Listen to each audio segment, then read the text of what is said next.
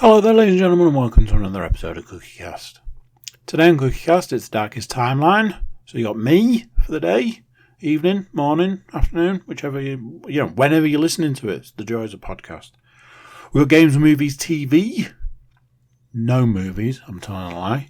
But there's plenty of games and plenty of TV to make up for it. And all the stuff from the week that you have grown to tolerate. Before we start, please do consider like, share, subscribe and comment. Leave us a review, 5-star and above. Wait. No. Yeah, 5-star. That's the one. Anyway. Let's start. This is CookieCast, the Darkest Timeline podcast.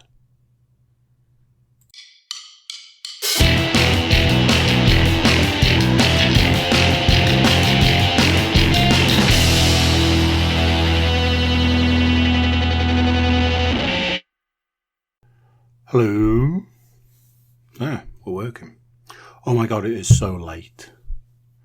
Nobody wants to be recording a podcast at this time of night.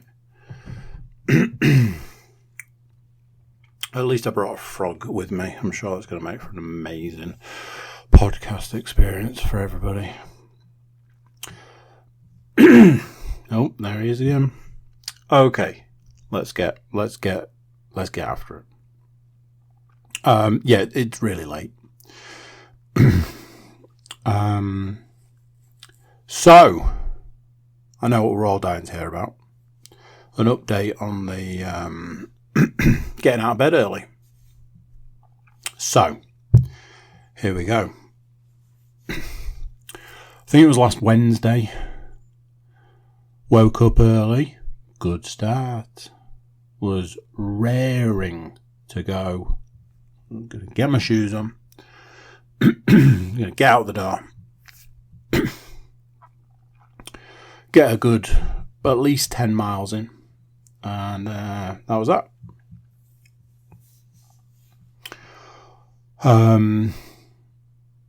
No, obviously not. Obviously not. It was the first point in time where I woke up and went, do you know what? Not only am I not getting up early, I don't think I'm getting up at all. I was ill. And I had to do which version is it? Is it I'm going to get up and go and run to make myself feel better, kind of ill? Or is it we've gone too far and getting up at stupid o'clock every day, whether I get out of bed or not, probably isn't helping whatever this mystery illness is. So, do the right thing, turn all the alarms off, get back into bed, and just try and recover. I reviewed the situation, and the answer was the latter. I was just running to the ground and was like, the answer here is rest. Now, admittedly, some of that may or may not be pure laziness. Some of that may or may not be that I've been looking for an excuse to just not bother. Or, another way to look at it is that it was actually genuine and it was needed. I can't say I felt better by the time I did get out of bed. It was one of those mornings where I still needed to get out of bed and I still needed to get the day started just a little bit later than 5:30 in the morning. So no, I didn't feel better for it. However, fast forward to a full 24 hours later, and I did get up. I did get out of the bed, and I did go and run. Not as early as I was late. I'm working on the principle of doing some kind of incremental changes to get back to where I was, but it was certainly earlier. Certainly managed to get a good few miles in. And like I say, this was literally 24 hours later. I got a good few miles in, set me up nicely for the day. So maybe staying in bed on the Wednesday was the right move. Maybe I did just need a little bit of rest and recovery. Come to that in a bit. But for now, it was possibly the right move. Obviously, you fast forward to today. I'm up. I'm ready. I'm raring to go. I've made the commitment. I've told myself absolutely going to happen. And all I heard was a voice that said, "You might want to consider getting on the treadmill." And I was like, what? And it was, you might want to consider getting on the treadmill. And I was like, weather. Now, I don't want to sound like a fair weather runner because I'm not. I will happily get up and go out if it's raining, if it's snowing, blowing a gale, all of that. I'm pretty sure I did my longest run in gale force winds. However, this was something a little different because this was wind and torrential rain, like biblical kind of rain. So I did have to bow out of that one and go and get on the treadmill instead. Weirdly enough, that's where I've come from just now. Again, I'll talk about that in a minute. So, let's see what tomorrow brings. Today, as far as the weather's been concerned, it has been one of those, oh, it's sunny. Oh, get the sunglasses out, oh, what a lovely day. And then 2 minutes later, it's like, is it the end of days? So I'm a little bit, not sure what tomorrow morning is going to bring. As long as it's not raining sideways, then I think we should be good to get out. But we'll see.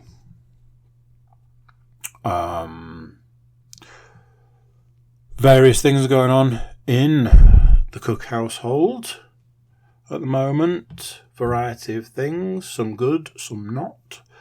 But you roll with the punches and all that. I feel like a punch bag at the moment, but hey, it's just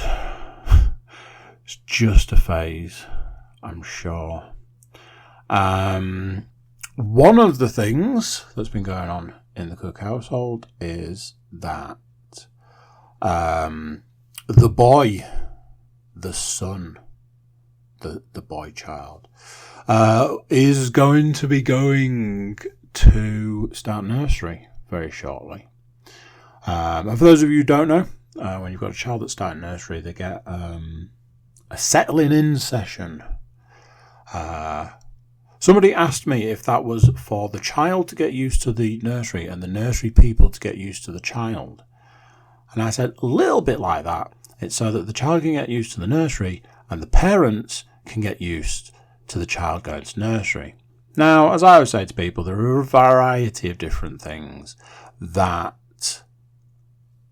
are traumatic for a parent that's maybe not necessarily traumatic for a child. And part of the reason that they can be as traumatic as they are is because often you, as a parent, need to put a brave face on the situation.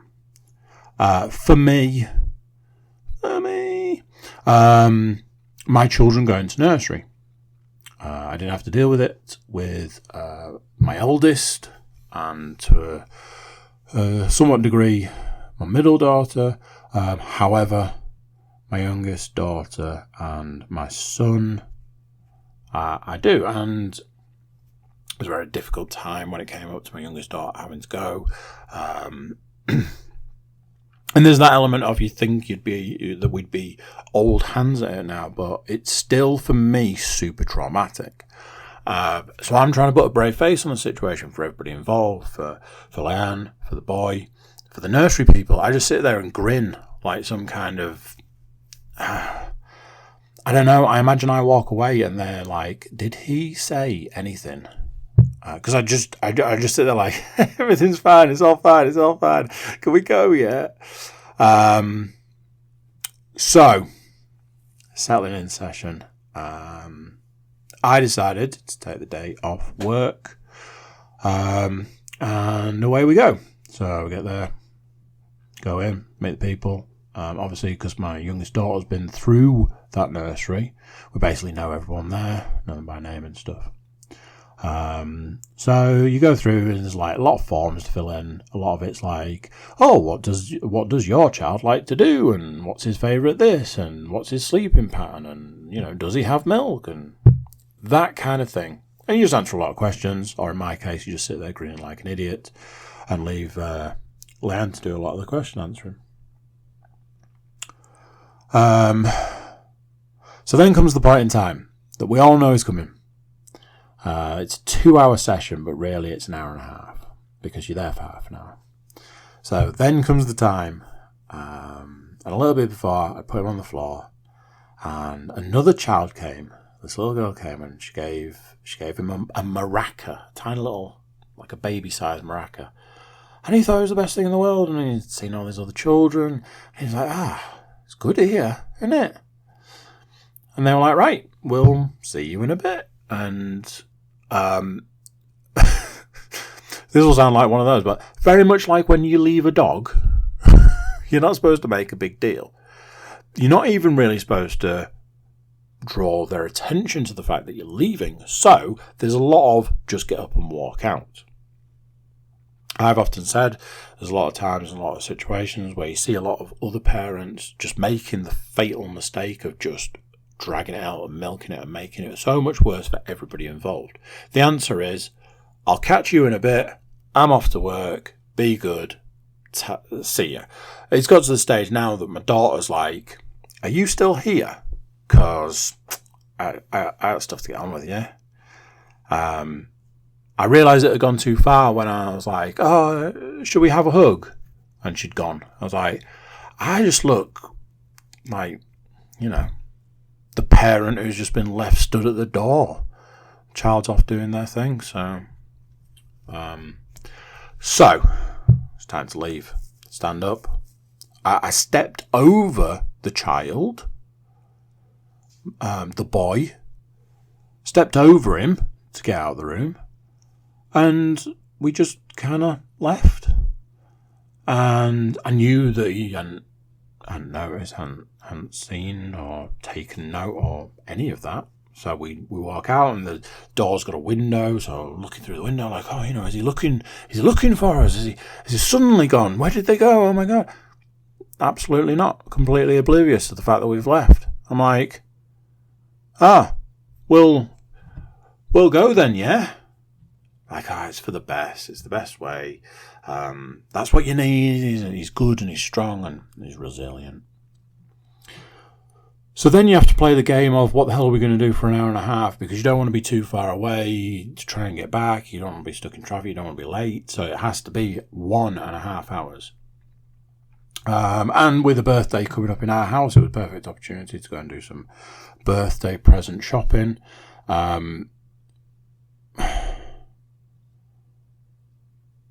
don't know if it was then that we ended up buying like ridiculous amount of clothing for all the children. Can't imagine what the psychological, what's going on there psychologically much. Anyway, we're out, we're doing jobs, we're doing shopping and stuff. Get back in the car, right, let's go get the boy. We get back to the nursery early. I'm like, hey, picked up a couple of coffees here, let's drink a coffee and we'll go in on time. Job done. We go in, go up the stairs, go into the room, and he's there. He's sat with one of the ladies. He's actually sat on the lady's knee. They're all singing songs. I'm like, Jesus. He hasn't even noticed we've gone. We've been gone an hour and a half. He hasn't even noticed we've come back. I mean, there's, having a well-adjusted, well-rounded, can take it, strong, resilient child. There's all of that. And then there's, it's you guys. But didn't even get that. Oblivious. And then he turned and looked at us and realised we were back. And he crumpled. the bottom lip went, the quiver burst into tears. World was ending. Obviously, my heart shatters into a million pieces. I'm like, oh no. It's gone a little bit the other way. I didn't want this. So he cannot get to land fast enough. He was even like, hey, you're here as well, but I need my mummy. Cried and cried and cried and cried and cried. And the lady he was sat with was like, he was fine for about 45 minutes, and then he got upset. It's like, I don't need to hear that. I do need to hear it, obviously, but that's not helpful to me. Because, here's the thing, when my daughter went to the same place, not the same sort of time, it was like, I think it was like Christmas time when she went, she absolutely rocked it. I'm pretty sure she had a sleep while she was there. But the boy didn't like it. And apparently he was very upset. And they managed to calm down and alleviate the situation and all of that. And this is one of those things because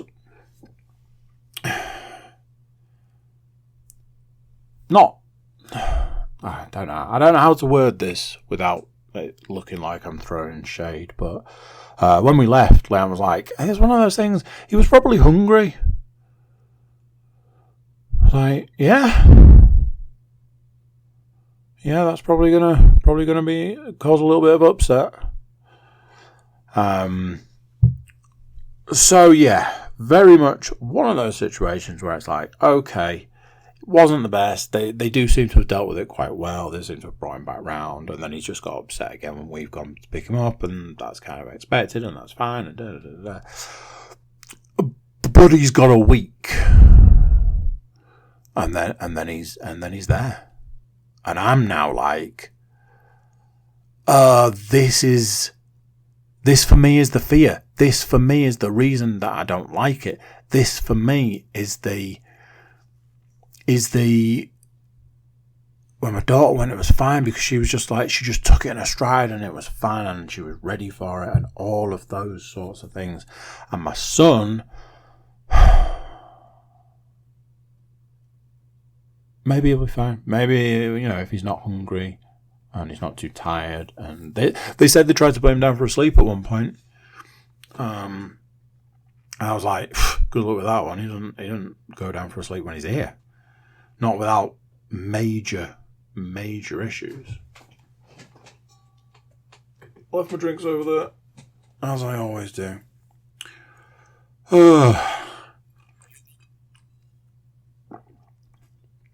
So, I put stuff in a weird order. There's a lot of jumping around here. Anyway, we'll soldier on. We'll muddle through. You ever have one of those days? Scratch that, one of those weekends. Where... So Saturday just gone versus Sunday just gone. Everything about Saturday was way too much. Saturday started early, and I mean early. Which for a Saturday, in a way, Saturday's not as bad. It wouldn't be as bad if it was a Sunday, but whatever. Saturday's still a bit of, it's supposed to be a bit of a rest day. If you start on a Saturday early, I was out walking the dog, 7 o'clock in the morning. So I'm out walking the dog. I'm walking the dog for a reason at 7 o'clock in the morning. I would normally walk at 7 o'clock in the morning. But I was walking for a reason. That reason was because I'd planned too much. There was too much going on Saturday.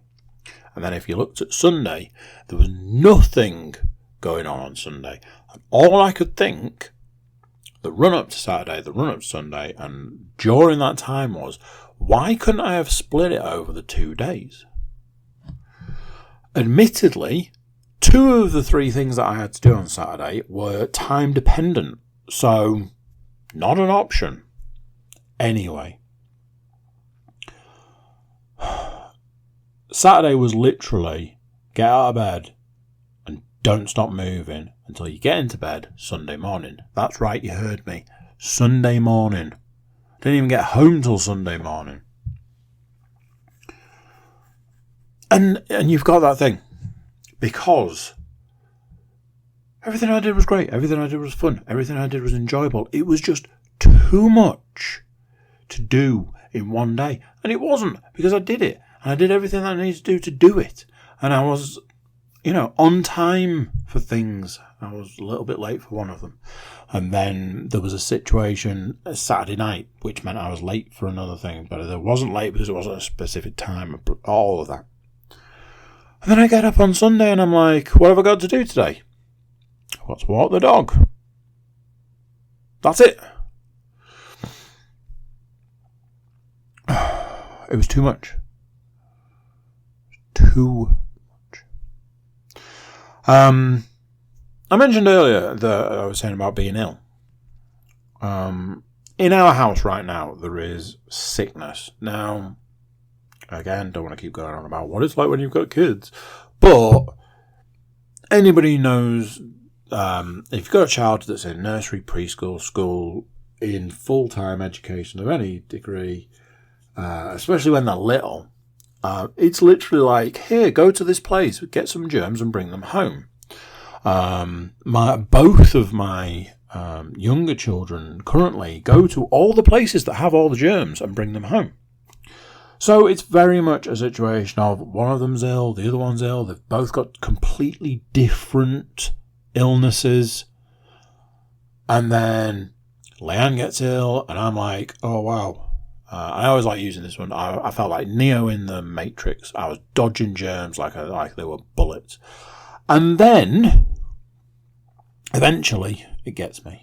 And it takes me down. As we know, I'd stay in bed one morning. I just felt like crap, and there is an aspect of me that wonders if it's purely run down.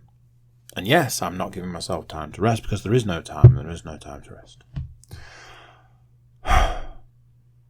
So, problem, the other side to the problem is the illness is a mystery illness.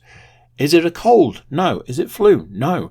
Is it a lot of little things put together making you feel ill, but not at all the time, not always, not... One of those, at one point I was like, is this COVID? Don't know. Didn't have all the symptoms, didn't really have any of the symptoms. And there are points in time where it's like, do you know what, I don't feel too bad. And there are other times like, do you know what, I think I need to go to bed. It's that versus that, oh my God, I feel awful, I feel like I need to go to bed, versus, oh, I remember feeling ill, maybe I feel better now. So, there's this mystery illness, and it keeps hanging on, it keeps lingering, it keeps hanging around, and it's just like, when is this going to go?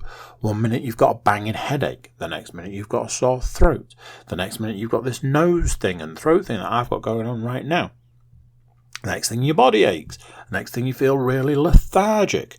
I know at this point in time somebody is listening to this going, well, it sounds like COVID to me.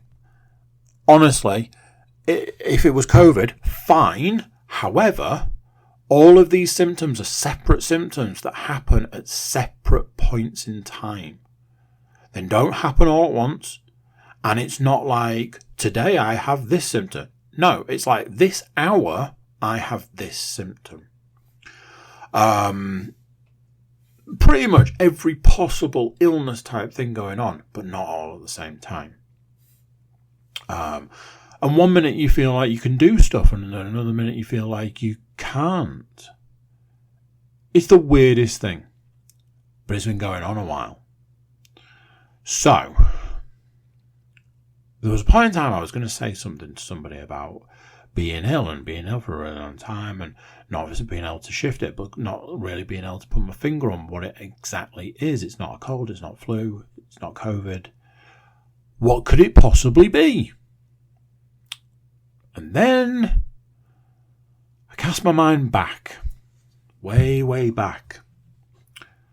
around about 3 years ago. Now, I haven't done this, and you might want to do this yourself. I'm pretty much just in the camp of I know this to be the case. So, about 3 years ago, round about this point in time. Now, if you need me to, I can tell you we're in the middle of March. That sort of area of the year might ring a bell to some people, especially if you go back 3 years. Middle of March, 3 years ago, where I was saying, oh my God, I'm so ill. I've been ill for so long. I've been ill for weeks now. What is this illness? What is happening? What is going on? Why can't I shift it? Why do I feel awful? I can't quite put my finger on what's wrong. And I keep saying to Leanne, I honestly feel like I felt back then. And the way I felt back then was that there was this virus coming. And I think back then, my body and mine and other people's bodies were fighting this possible virus that was coming. And in doing so, that fight where you feel tired and this, that, and the other, it's that kind of, I'm battling something, I don't know what it is, I'm testing this, I'm testing that, I'm testing the other. You feel fine right now, but maybe in a bit we're going to feel differently and then obviously the next thing, boom, pandemic. So I'm like, wait, is this the start of something else? Is this something new? And the reason I bring it up is I just wanted it to be on record. So if there's something further down the line, I can be the guy that goes, told you. One of the activities from Saturday, this is what I mean, I'm all over the shop this evening. Maybe it's this mystery illness. One of the activities from Saturday that was too much to fit in, even though I managed to do it all. Park run. Now, I know what you're thinking, but Andy, pretty sure you said you weren't going to do the park run anymore. Isn't that how you broke a bone? Well, you would be correct. Oh my word, what is that? Wow, that's... Ooh. Thought it was a really good idea to have a stout. And then I poured it in the glass and was like, probably not the best idea to drink a stout whilst doing a podcast. But it's a coffee one, it's a cold brew one, and my word, you can taste the coffee in that. Oh, Jesus, I reckon that could strip paint.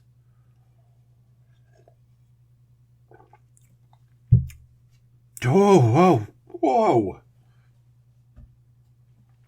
I can only imagine that's got about 8 gallons of coffee in it. Oh, terrible idea at 20 to 11 at night. Anyway, park run. Yes. What would take me to a park run apart from my little chubby legs? Well, there was some tourists in the Jesus. Some of you podcast, what would you be called? Multiple podcast listeners, i.e. you listen to multiple CookieCast podcasts. Oh my God, that's stout. Might know a gentleman by the name of Stuart Woodmansey. Stuart, some of you may or may not know, but Stuart is a big fan of the old park run. So much so that he spends his Saturdays travelling the country, going to various different park runs. And it turned out that it was our turn last Saturday. So it's like, hey, how you doing? How you recovering? How's the arm? Do you want to do a park run on Saturday? I'm like, well, seeing as it's you, hell's yeah. It's like, well, let's kick this puppy up a notch. How about I bring a completely different podcast host with me? I only went and brought straight to the Apex's own Mark Wilkin. I was like, well, this just got super interesting. So, something that I knew, didn't really didn't really cause me too much of an issue, but it was something I knew, is that Stu runs a good park run. Runs a nice fast park run. And ultimately is a lot quicker than I am. I had a feeling that Mark is probably in a similar area. And again, would probably run a lot quicker park run than I would. So, I'm like, okay, I have to expect that they will set off at the start and I'll never see them again. Other than the fact that it's a loop, so you do see people quite often. And that was exactly what happened. Off we set, away we go. Now then, I haven't done a park run for a few weeks, as I'm sure you are aware, because I had given up doing park runs over a month ago, because that's what happened to cause the broken arm. So I'm like, well, I've been getting back to running, I've changed shoes, I've changed running style, I've changed running stance, all of this, I've changed running mindset. Secretly, in my head, I was like, do you know what? I think I'm going to do it. I think I'm going to get a better time, and I don't just mean like a few seconds. I'm talking we could be seeing the best part of a minute here. Honestly, sometimes I wonder what goes through my head. We set off and away we go, and they are gone. So there was Stu, Mark's wife, another friend of theirs, and me. And they are gone. Like, we got to the first corner and I couldn't see them anymore. I was like, don't wait for me, guys. I'll see you later. Catch you at the finish line. So they're off, and I'm joking. At no point in time did I expect them to hang around for me. Park run's all about getting those PBs. So they were gone, and I saw them. I passed them. They passed me, and that was that.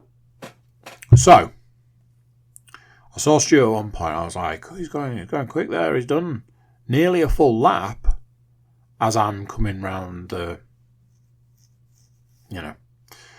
it's first, second, third, fourth bend or whatever. He's nearly done a lap. I'm like, he's making good time there. When I saw him the next time, I was like, okay, so he's even further on in this lap compared to where I am in the lap I'm in. So then I start doing some maths. And I went, uh-oh. At the rate he's going and the rate I'm going, Stu is going to lap me. It's not good. Good for him. I'm pleased, this is somebody who's done well, who's worked hard to get where he is, and there's no sign of stopping. He's, on to bigger and better things, longer distances. It's all gravy in Stu's world, as far as running's concerned. But I worked out that by the time I'm coming round in my fourth lap, he will be finishing. So as I come round like the second to last corner, bend, whatever you want to call it, I expected to see him. I didn't. And I was like, if I can get round the next corner and down the straight, then he won't lap me. Because if he then goes into the finish, I'll still be off on my fifth and final lap. Cool. That's interesting. However, my maths, the way I was looking at it, I was like, I'm pretty sure I should have seen him on this corner. I'm pretty sure he should have been coming around that corner just behind me and should have overtaken me, and away he went. So I start coming into the last bend to head down to the straight. At which point I went, there he is. So yes, Stu lapped me, which meant that he finished, and I had another lap to go. And it was one of those. I'm happy for Stu. I think he's done fantastic, and I'm really pleased for his achievements. On the other side of things, I ended up going into like the next half a lap. Because by this point, I'd gone past the line. I had 1 lap left to go. I'm going round, and I'm like, this again, I want to reiterate, this was nothing to do with Stu and Stu's race. This was me and my race. I looked around me at who was left to finish this race. And I'm like, I'm a 42-year-old overweight man who can't run. And this is the caliber of people that I'm running with. I got overtaken by somebody on the last corner. Somebody who had passed on the second to last corner. I got overtaken by them. And I didn't have it in me to do anything about it. They were gone. They were clearly keeping it back, and they went past me and they were gone. And they had a good few years on me and a good few something else that we won't go into. And I was just like, is this it? Is this is where we are? This is our achievement, is it? Is this what we've reached with everything that we've done and everything we've put into it? The royal we, that is. This is it. This is my lot in life. To be at the back with the walkers. There was a guy who was walking, I'd say 60% of it. He beat me. There was a lady with a walking stick. I don't think she beat me, but let's face it, she might as well have done. So that was that. And that was it. That was it for me. I was like, right, this is where we make a stand. This is where we draw a line in the sand. This is it. So I've been making a list. I've been making a list in my head of all the things that I need to do to change the outcome of this situation. As it was, no personal best, no surprises, some would think. In fact, let me have a look. Parkrun. There we go. I was 33 seconds. 33 seconds off a personal best. Not a lot. Some people would say not a lot. I would say it's enough. It's plenty.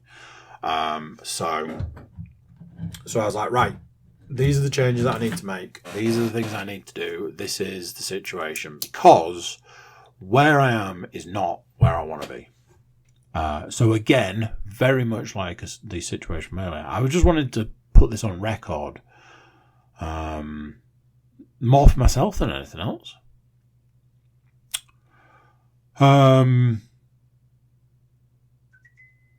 Yes, Watch, thank you for that. It's Mother's Day next week. Why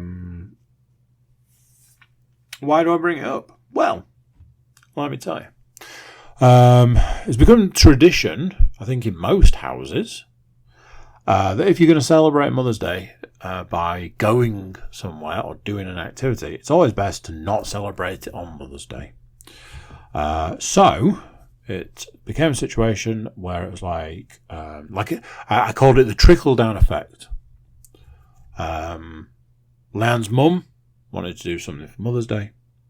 I said that we should do something for Leanne for Mother's Day. And there we go. So we all decided to go to a place. Now then, small caveat here. We went to a place that features some of my least favourite words. 2, to be exact, because these 2 words are designed to hide the real word, the enemy, the secret enemy. These 2 words are designed to hide to mask the bad guy. These two words are plant-based. Because you know what word they're hiding? Vegan. One of these days I will tell a story about how I had a terrible interaction with a vegan once. And quite frankly, it's tainted absolutely every aspect of the word for me. Anyway, I find it interesting that we've switched to plant-based to describe the vegan side of things. And I know that right now there's a vegan listening to this going, well, actually, plant-based is something completely different. So, plant-based cafe. Okay, one of those words I can get on board with, because when you say cafe to me, I hear a series of things. I hear coffee. They're almost the same word for a start. I hear cake.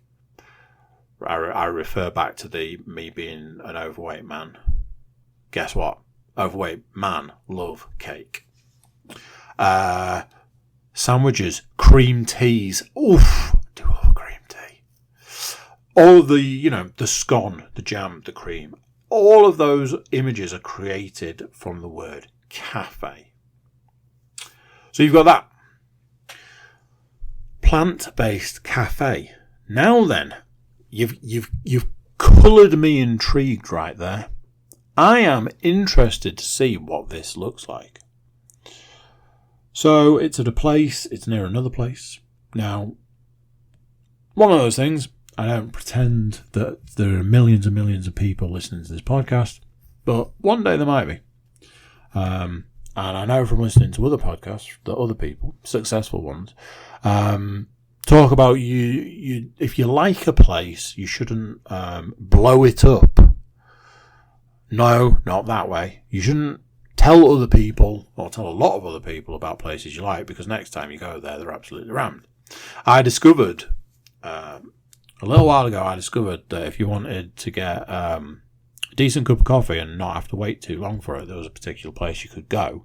There was just around the corner from a lot of other coffee shops, almost all the time empty. I'm like, probably not going to tell anybody about that, because I want to be able to go and get a coffee when I want one. So, I'm gonna not tell you where it is or its name. However, you may be able to work out from some clues. How about that? That deal? Are we good? Okay.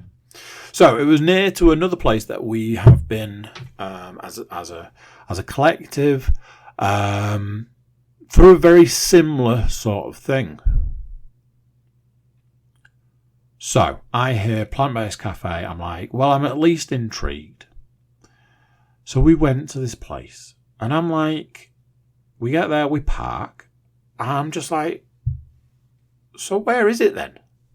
Oh, it's just here. Here where?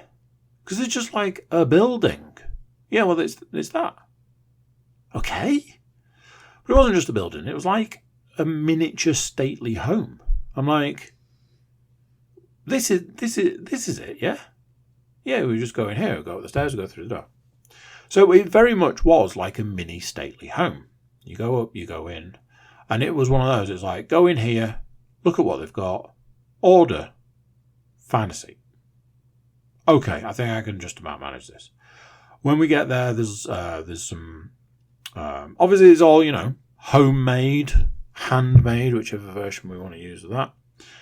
And all I can see is cake. It's cake as far as the eye can see. Scones, whichever. And then the odd bit of savoury. And then there was a lot of boards talking about, we can do a sandwich. I'm like, honestly, looking at the cake, I might be here for the cake. So we ordered some coffees.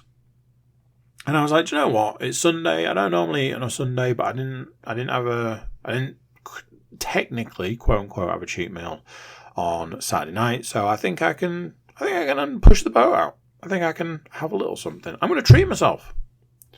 So, I looked down the line. I'm like, oh, should we share this? Leon's like, oh, I can't have any of that. I was like, oh, right, okay. Well, what if you get a piece of that and I'll get a piece of this? Yeah, it was one of those. My daughter was getting something. Leon's mum was getting something. I was getting something. Leon was getting something. Leon was getting something else. So there was plenty to be going at. So we ordered. We paid. It was for some coffees and some cakes. It was probably reasonably priced. So we go to sit down, and we went all the way through, and they had some like log burners, fires going. And I'm like, by the time we got to sit down at a table, I'm like, well, this is a very interesting place. It was super quirky, it was like a stately home where they'd modernised it for certain things, but then not for other things. It was like, I think the word that sort of comes to the forefront is quaint in a lot of ways. They had a little shop type thing going on at the front. A lot of the shop stuff was overpriced, but it's homemade, it's handmade, it's blah, blah, blah, blah, blah. The whole time I'm just like, get me on the cake, because I need to know. I need to know how or what, or is it going to be terrible and I'm going to be like, well, it's bloody vegan, isn't it? Is it going to be good? Definitely wasn't expecting it to be good.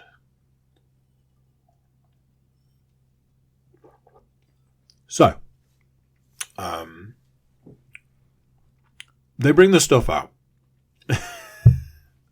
They bring us a pot of coffee. But it was very much a teapot of coffee. And like the white porcelain with the blue sort of design kind of teapot. And they brought us 3 cups and none of them matched. Leon's mum pointed out at one point that if you had like OCD, you'd never be able to go there. None of it matched. It was all like china cups and saucers and tiny little spoons, and it was, in a lot of ways, hilarious. I think we got about 3 cups of coffee each out of this pot. So, end of the day, good value for money on that side of things. The cake. I ordered a chocolate peanut vegan cake. There was some scones going on. My daughter got a peanut flapjack with chocolate on. And rhubarb and ginger cake. Now, as I always like to say, ginger's one of those things. The right amount of ginger is nice. Too much ginger, and it's overpowering, and it ruins everything. And there's a fine line. Honestly, hands down, some of the nicest cake I've ever had. So light, so fluffy. Just like, I need to know what you've done to make this cake like this, because, wow. Amazing cake. All of the cakes were amazing. The scones were huge. The the peanut flapjack thing, great.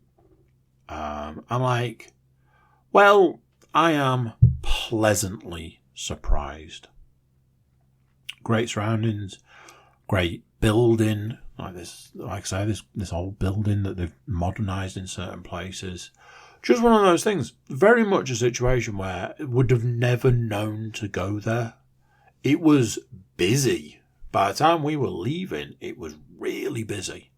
So it's definitely one of those places where people know about it and know to go there. It's definitely got that feeling of kind of place that you go for a walk and then you go in at the end of your walk.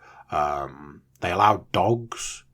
So there was that as well. So there's a few dogs in there. Just across the board, good experience. It was a good experience across the board. And a lot of that was because I was pleasantly surprised. So that always speaks volumes, I find. So yeah, it was nice. Now then, I know what you're thinking. Aren't you trying to lose weight? Eating cake on a Sunday? Are you mad? Are you mad? Well, something interesting I can tell you is this. Weighed myself today. It's Monday. Weighed myself, as you do. And found that I am the lowest weight I have been in, I don't know, like 4 years or something. Lowest weight this year. Every time I say it to Leanne, I'm like, hey, I've lost weight. So, it's just like today, I'm at my lowest weight. She always likes to do it's probably muscle. But yes, I'm at the lowest weight, which puts me in sight of 1 stone to get me back to my natural lowest in about 15 years. So that's interesting, exciting. Still nowhere near the end goal, but keep plugging away at it. Speaking of weights, not weights, as in weightlifting. One of the reasons that I was recording this podcast at what is now 11 o'clock at night is because I had stuff left to do. I had numbers left to get, people. I had to get on the treadmill at ridiculous clock. And then, for the first time in 5 weeks, I've lifted weights for the first time. One of the weirdest experiences I've ever had. I put a quarter of the weight that I had on the bar, a quarter of the weight, and some part of me lifted it and went, oh no, it's too much. Oh my word. So difficult, so hard, so weird, such a weird experience. Just that absolutely zero power, zero ability. We're talking a tiny amount of weight. A quarter of what I was lifting before I broke my arm. However, 100 reps later, I can say that I have lifted weights now. And I'm working on the principle that it's like the start of a montage. Basically, just have to keep doing it now and doing more. So that's the stuff for the week.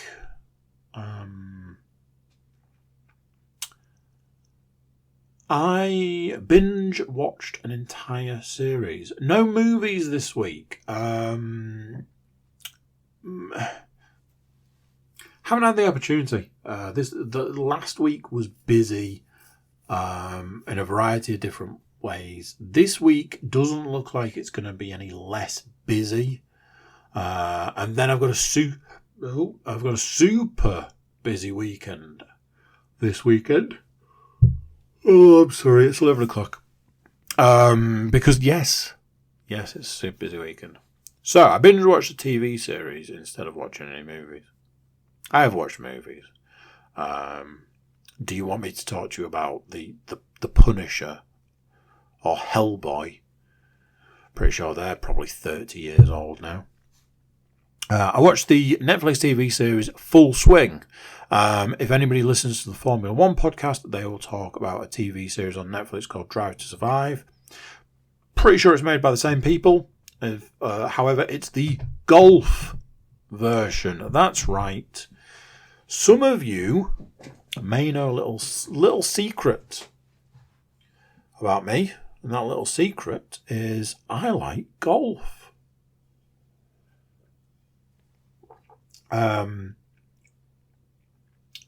Probably, if I'm honest, playing more than watching, but that's just through circumstance.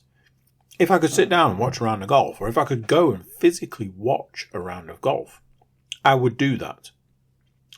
I find it fascinating. Anybody that says golf's not a sport, I'm like, golf is probably up there as one of the top sports because it transcends different sporting sort of type things. To me, it's an endurance sport because, from my experience anyway, you walk about 5 miles playing around a golf. You add to that what I would call the chess element, and it's like a thinking man's sport. There's so much going on in golf. I think in a lot of ways it's very misunderstood. So I like golf. This was a TV program about golf. It was about the PGA Tour last year. Last year there was big stuff happening in the PGA Tour because there was a rival golf league developed called Live Golf. It's very controversial because of where its monetary backing has come from. So it followed like a year on the PGA Tour. It followed a variety of different players. A lot of this guy, he's on. He won a lot of competitions and then hasn't won for a while. Is he going to win today? Probably. This guy, he's won before, but he hasn't won here. Is today going to be his day? Yeah, probably is. I watched the first 4 episodes. Then they're like 40-minute episodes, not like 25 or 30-minute episodes. They're 40-minute episodes. So a little bit longer than you'd maybe usually expect. Honestly, the entire series, fantastic. Round about episode 7, now there's only 8 episodes, so that is something. Round about episode 7, it does feel a lot like they probably ran out of footage, maybe. It's not that it's like lacking like stuff on the screen. It's like the people they're following, it's like, oh, here's a guy who's a really good amateur golfer and just made it to the PGA Tour. It's like, okay, but what's Tiger doing? What's Rory up to? What's going on with the live situation? That kind of stuff is the stuff you want to know. And I'm not trying to put people down. To go from being an amateur to being on the PGA Tour is a huge thing. You're talking about thousands of people competing to get that, and these guys were doing it. But it did feel a little bit like, we've run out of, all the Rory footage and all of that. Admittedly, episode 8 was very much a Rory McIlroy episode in that he was featured a lot. And they're talking about how basically he is now the poster child for golf, whereas previously it used to be Tiger, but for a variety of different reasons, of which we won't go into right now, Tiger's not so much the poster child of golf. It had a lot of ups, it had a lot of downs. It was quite emotional in places. There's a lot of heart in it. A lot of, the sort of the people and who they are and like some of their families and things like that. It was really good. I really enjoyed it. In some ways, it made me kind of wonder what the Formula One is like, what the Formula One Drive to Survive, what that's like. Especially because I listen to the Formula One podcast every week. It might surprise some people to hear that there are podcasts of like Cookie Cast podcast that I listen to. I listen to the Formula One podcast every week. So, if you like golf, or if you're mildly interested in golf, or you're just looking for a TV series you can binge, I know that's a thing. Potentially think about giving it a go. It's called Full Swing. It's on Netflix.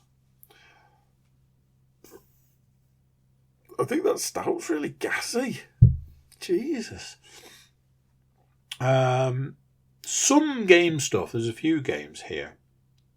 Some of them I've only played short amounts. Hogwarts Legacy, I have finished the story, mostly, of Hogwarts Legacy. By the time I got to the back end of that game, I made a decision to just finish it. A lot of the side missions were getting real. They were just really dragging the whole situation down. I'm quite disappointed, if I'm honest, with how that game has been front-loaded. You do a lot of stuff at the start. You do a lot of stuff in the first half. In the second half, you do very little outside the main story and getting your own side missions. None of the side missions are very organic. Apart from one. And I keep talking to people about this because I'm the only person who seems to have found it. And it's one to do with a shop. It took me a couple of days to do because I started it thinking it would take 10 or 15 minutes, and I had to save it and turn it off halfway through because it was taking so long. That was very good, but I reached a point where I was like, I think I just need to finish this game, which I did, kind of.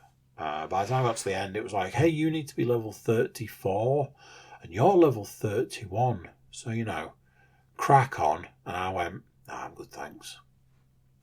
So I have missed. Basically, it says to enjoy the end of year feast, you need to be level 34. And I'm like, it will take me till the end of time to get to level 34 because it's one of those things towards the back end of a game. It takes you a lot longer to level up. And I just haven't got the time or the patience for it right now. So that was kind of that. Don't judge me, but purely off the back of watching a lot of golf on TV, I installed the golf game 2K21 PGA Tour. I've been playing a little bit of golf because, not only do I love actual real life golf, I love computer game golf as well. And yes, not only do I own 2K21 golf version, whatever you want to call it, I also have it on PlayStation Plus, so I technically own 2 copies of it. Not gonna lie, been thoroughly enjoying that as well. Put Dead Space on last night for a little bit, playing New Game Plus, trying desperately to get the last suit, because I've seen images and little videos of it and it looks super cool, but it's also super expensive, so basically just playing through the game, trying to upgrade the weapons, trying to upgrade the suit, and trying to get enough money to buy the last suit in the game. I purchased in a bundle the Resident Evil 2 and 3 remake. Sam has been telling me for what is probably years at this point that I really need to play the remakes of Resident Evil 2 and 3 because they're very much ground up rebuilds of the games, and he thoroughly enjoys Resident Evil 2. And I thought with the fact that Resident Evil 4 remake is just about to be released and is looking very nice, maybe now was the time. So last night I started Resident Evil 2. It's Resident Evil. It is and it isn't. Going from playing Dead Space to then playing Resident Evil 2, I'm like, I can see some influences here. If you shoot a zombie in the head, they don't die. It's the weirdest thing. I'm like, what? I shot a zombie 5 times in the head. The 5th one made the head explode. Only then did the zombie die. Come on. We all know if you shoot a zombie in the head, that's it, it's dead. So that side of it's taking a little bit of getting used to. Some of the quirks, again, speaking of Dead Space and, having plenty of storage space in your suits and things, Resident Evil was where it all began, storage management and how flipping annoying that concept is. So being thrust back into that, you're like, balls. We've got this again. I played the demo a little while ago, and the demo was very enjoyable. So I was like, you know what? Let's get this started. Let's get this party started. Spoke to Sam today. He was saying that it shouldn't take 1,000,000 years to finish, so I can probably get 2 and 3 done before I can even remotely afford to buy the 4th one. Probably 2 years down the line, because apparently, no matter what, games don't seem to lose their value these days. Probably because they're so few and far between. There we go. Sorry if it was a little bit all over the shop. Like I said, one of those. Probably not the best sort of time to be recording a podcast. If you stuck with me to the end and you got to this point and went, well, that was rubbish, I do apologise. But I'll catch you next time. There you go. What do you think to that? Sorry if I was tired. I felt tired. I know that much. Before you go, you could send a pity like, if that's a thing. Share the podcast around. Subscribe if you haven't already subscribed. Leave us a review. Check out our website, thecookiecast.com. There's the social media links and an email button, and you can get in touch with us. That's it for this one. Till next time, I'm going to say bye, and I'll see you then. This has been another episode of CookieCast.